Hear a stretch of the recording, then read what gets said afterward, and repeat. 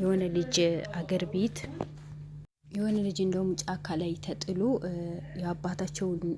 የአባቱን ንብረት ሌላ እናት አባታቸው አምጥተው ያሳደጉት ልጅ ነው። ንብረቱ እሱን ሊወርሰው ፈልጎ የቤቱ ባለቤት ልጅ ነው ወስዶ ጫካ ላይ የጣለው ነበረው። ለነዛ ለአውሬዎች የሰጠው ነበረው። ግን እሱ ልጃቸው አይደለም፣ ምናቸው አይደል፣ ወደ ዘመድ አይደለም። ግን አምጥቶ ያሳደጉት ልጅ ነበር። ለከሱን ያው ስራው እንደሚሰራ ተናግሯል። የዛኔ ቪዲዮ ተለቆ አይታችኋል። ወንድሙ ሊፈልግ ጫካ በሄደ ሰዓት እሷም ሄዳ ነበር። እንደውም ያ ልጅ የተጣለው ልጅ እኔ በሽተኛ አይደለሁም ግን ውጭ ሀገር አውስተዋለሁ ብሎ ነው ከቤት ይዞኝ የወጣው። የእናት አባቶች እንደዛ ብሏቸው ነው ይዞኝ የወጣው። ግን እሱ አምጥቶ እዚህ ጋር ጫካ ጣለኝ፣ ምግብ የለ ምን የለ ብሎ ያለቀሰ ከሱ ከቁጭ ብላ ነው ያለቀሰችው የነበረው። እኔን ቁጭ ብላ ነው የምታለቅሰው ነበረው። እኔም ልጄ ጠፍቶብኝ ነው እስከዚህ ፍለጋ የመጣሁት ልጄን ጠፍቶብኛል ብላ እሱ ቁጭ ብላ ነው ያለቀሰች የነበረው።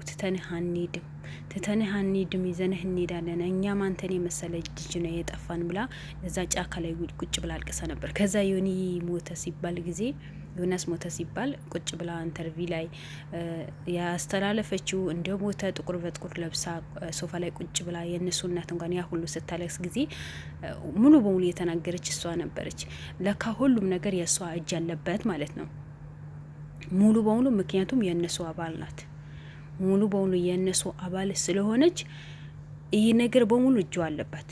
ዮናስ እንዲጠፋ ያደረገችው እሷ ናትም። ያው በዛ ሰዓት የአቤል ጓደኛ ነው ብሎ ሁሉ ሰው ነው ያወራው ነበረው። የምታስታውሱ ከሆነ እንዴት ካሜራማኑ ሆኖ ከሱ ጋር የሰራ እህቱ ስላፈቀረ እንዴት እሷ እርጉዝ ናት። በዛ ሰዓት እርጉዝ ሆና እንዴት ወንድሟ ላይ ትጨክናለች? እንዴት ተሳሳልፋ ትሰጣለች? እንዴት ወንድሟ የገዛ ጓደኛ አቤል ጓደኛ እንዴት እንዲህ ነገር ያደርጋል ብለን ሁላችንም በጣም ቅር ብሎን ነበር።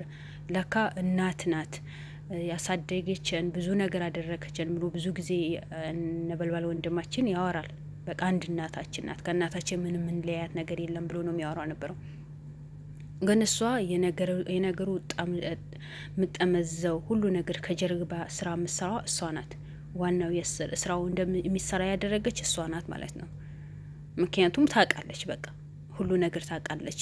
ለምን እሷ የመጀመሪያ ልጇ ባሏ ቻይና ሀገር ከሄደ በኋላ ጥድፊያ ነው ባሏ ቶሎ እንዲያገባት ፈለገ፣ ሰርጉ እንዲጣደፍ ፈለገ ምናምን ብላ በቶሎ ነው የዳረቻት። ያ ምንድን ነው በእነሱ አባል የሆነ ወንድ ነው የዳረችው ማለት ነው። እና አሁን ሲደረስበት ያ ሰውዬው የእነሱ አንድ አባል እንደሆነ ቤቷ ደግሞ ማንም ሰው እንዲያየው የማትፈልግ እናት አባቱ ነው የወለዳት አባት የፈለገ ቻይና ለምን 1 አመት አይቆይም ማለት ማይመጣበት ኬዝ ከሆነ የሆነ ብቻ አለ አይደል የሆነ አገር መግባት ማትችሉበት ኬዝ ሊኖር ይችላል። እንደዛ ነገር ከሆነ እሺ። ግን አባት ያክል ለ1 ወር ለ2 ወር ለስራ ሂዶ እንዴት ልጁ ተድራ ይጠበቃል?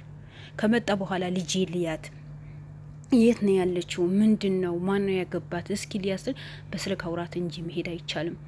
በቃ ያኔ ልጅቷ የተነገራት ነገር ነው።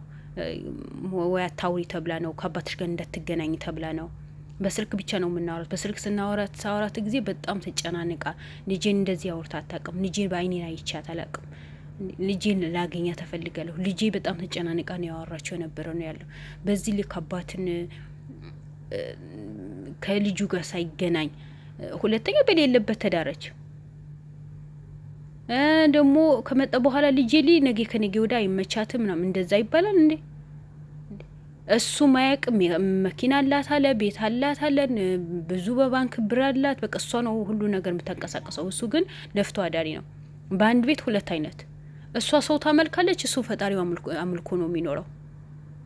አያችሁ፣ አንዳንዴ ጥሩ ስራ ሰሩ ጊዜ በመሀከላችሁ መጥፎ ስራ ከፈጣሪ ጋር እንዲያርቃችሁ የሚያረጓችሁ ሰዎች ከጎናችሁ አይጠፋም። በዛ ሰዓት ደግሞ እነዛ ሰዎች እኛ ጠንክረን ጥለናቸው ወደፊት መጓዝ ነው ያለብን እንጂ ከእነሱ ጋር መጓተት አግባብ አይደለም። ምክንያቱም እነሱ ያልሆነ ነገር ነው፣ ሴጣን ነው የሚገብሩት፣ ሴጣን ነው የሚያመልኩት። ስለዚህ አሁን እቺ ልጅ ዳርኳት አለች እንጂ ልጇ እኮ እንደ የሆነ አባት ለመጀመሪያ ልጇ ስለሆነች ገብራት እኮ ነው። አቤልም ተናግሯል፣ ገበረቻት። ምክንያቱም ሰርጓ በጣም ተጣጥፎ ነበረ። ሁለተኛ ደግሞ አባቷ ሊያያት አይፈለግም። ያለችበት ከእናቷ ውጪ የሚያውቅ ሰው የለም። እሷ ብቻ ናት በቀዳ አገኘ ጊዜ አባዬ አይመቸኝ ምናምን ነው የምትለኝ። ስለዚህ ልጄ የሆነ ችግር አለባት ነው ያለው። በጣም ነው ያሳዘነኝ። በቃ ልጄን እፈልጋታለሁ ሲል በጣም ነው ያሳዘነኝ። አባት ነው የመጀመሪያ ልጅ ናት።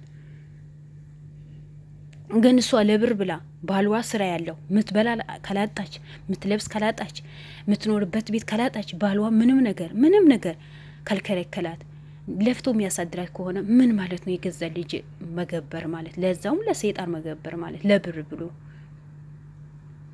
ማለት አይምሯቸው እንዲስቱ እንዳያውቁ ነው ተደርጎ ነው የሚገበሩት ወይስ እንዴት ነው? በዚህ ልክ ነገ ያቺ ልጅ እኮ ይሄ ጀግና ወንድማችን እኮ ያወጣታል። ግን ምን አሁን እናቴ ብላ ትጣራታለች? እናቴ ናት ትላታለች?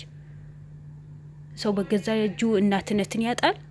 በገዛ እጁ የገዛ የወለደቻት ከማጸኗ ያወጣቻት ልጅ ለሰይጣን ትገብራለች። ምን አይነት እናት ብትሆናት? ምክንያቱም ባትገብራት ኖሮ አባቷ ያያታል። ሁለተኛ ደግሞ በሰርጓ አባቷ ይኖራል። አባቷ ሳይኖር አደራትም። በቃ የሆነ ችግር ቢኖር ነው ይሄ ነገር ያጣደፈችው።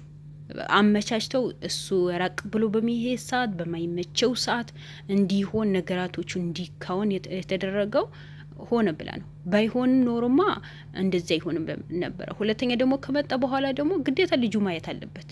ልጁ ናት። በቃ ምንም ብትወል ልጁ ናት።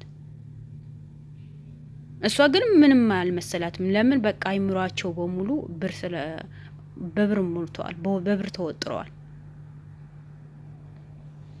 ብቻ እንደዚህ ፈጣሪ ያለ ሰውን የሚያመልኩ ፈጣሪ ያለ ሰይጣን ከሚገብሩ ሰዎችን ራሱ ፈጣሪ ይጠብቀን፣ አላህ ሱብሃነሁ ወተዓላ ይጠብቀን እንጂ ምን እንጃ ብቻ። ምክንያቱም ሰው ለብር ብሎ ህይወቱ አሳልፎ ይሰጣል እንዴ?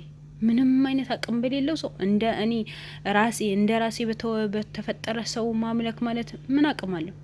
እኔም አቅም ከሌለኝ እሱም አቅም የለውም። ሁላችንም እኩል ነው የምንወለደው።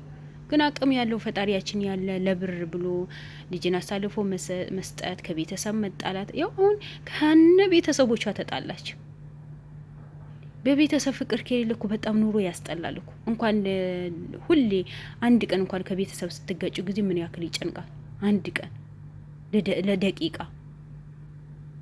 አሁን ከልጇ ብቻ አይደለም ከባሏ ጋር ትጣላለች፣ ከናቢል ጋር ትጣላለች፣ ከነ እህቷ ጋር ከመላ ቤተሰቦቿ ጋር መጣላት በጣም እኮ ነው የሚከብደው። አንዳንዴ እኮ ብር ወላሂ እውር ያደርጋል የሚባለው እውነት እኮ ነው። ግን እውር ያደርጋል የሚባለው እንደዚህ ሰይጣን አምልኮ አይደለም። ሰይጣን አምልካችሁ ብርን እውር አያደርጋችሁ። ሰይጣን ምንም አይነት ስልጣን ስለሌለው ማለት ነው። ስልጣን ያለው አላህችን ሱብሃነሁ ወተዓላ ብቻ ነው። ምን ጊዜ ቢሆን እናት ለብር ብላ ልጇን ለሰይጣን መገበር አግባብም አይደለም። ከእንደዚህ አይነት እናቶችን ደግሞ አላህ ይጠብቀን። እሷም ደግሞ ፈጣሪ ልቦና ይስጣት። የሰው ልጅ የማይሳሰት ነገር የለም። የሰው ልጅ ሁሉ ይሳሰታል፣ መጥፎ ነገር ይሰራል። ግን ከዛ ስተቱ ጥፋቱ አምኖ ይቅርታን ጠይቆ ከዛ ስተት መውጣት አለበት እንጂ ሰዎች ነው ሁሌ እንሳሳታለን። ብዙ ጊዜ እንሳሳታለን። ንጹህ ነን ማለት አይደለም። ማይሳሳተው ፈጣሪ ብቻ ነው፣ አላህ ሱብሃነሁ ወተዓላ ብቻ ነው።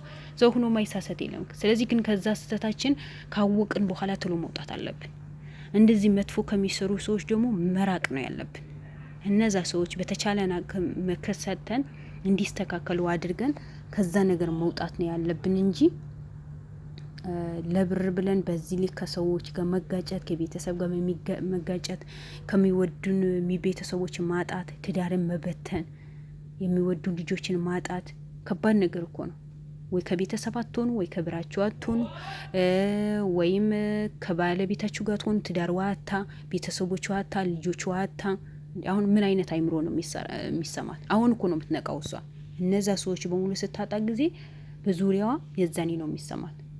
ግን መጀመሪያማ አይምሮዋ በሙሉ ብር ስለሞላ ለታስበው ትችላለች።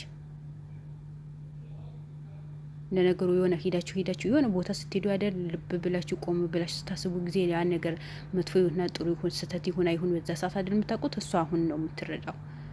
ወይ ከዛ ነገር እንድትወጣ ስለሆነ ነው አቤል የደረሰላት። ብቻ አሁን ቢሆን ባለችበት አላህ ልቦና ይስጣት ነው የምለው። እኔ እንዲትሁን አልልም። ልቦና ይስጣት። ለብር ብሎ የዚህን ያክል በልጅን መጨከን አግባብ ነው ብዬ አላምንም። ልቦና ይስጣት። መታሰሯ ደግሞ ትምህርት ይሆናታል። ከዛ ነገር እንድትወጣ እንድትቆጠብ እንድትገነዘብም ያደርጋታል እላለሁ። ሁላችሁም ወዳችኋለሁ። መልካም ረመዳናችን በሰላም የምንጨርሰው አላህ ያርገን። ከወደዳችሁ ሻር አድርጉልኝ። ሰላም አለይኩም ወራህመቱላሂ ወበረካቱ።